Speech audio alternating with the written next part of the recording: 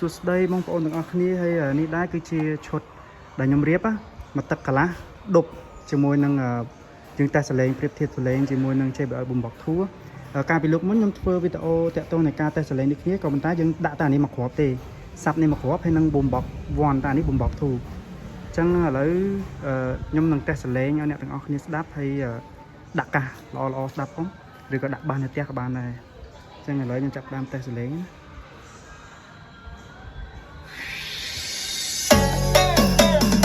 នេះគឺជាសលេងរបស់ Boombox បាក់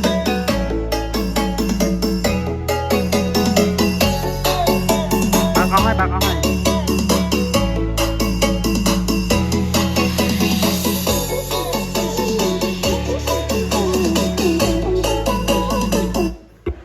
នេះគឺសលេងអម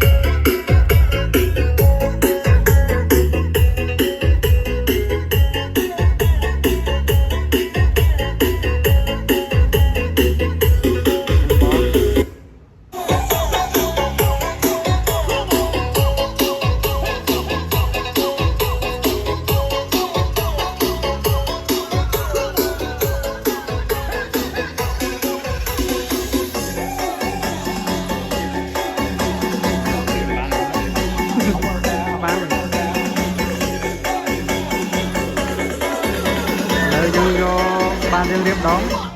ក្រោមញ័រដី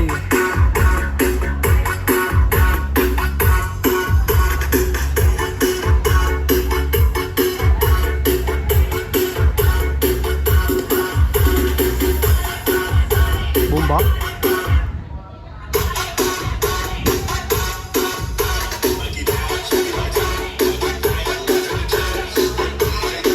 ខាងក្រោមបាទអញ្ចឹងសម្រាប់បងដែលគាត់ចង់បានបាសដែលខ្ញុំរៀបខាងក្រោមហ្នឹង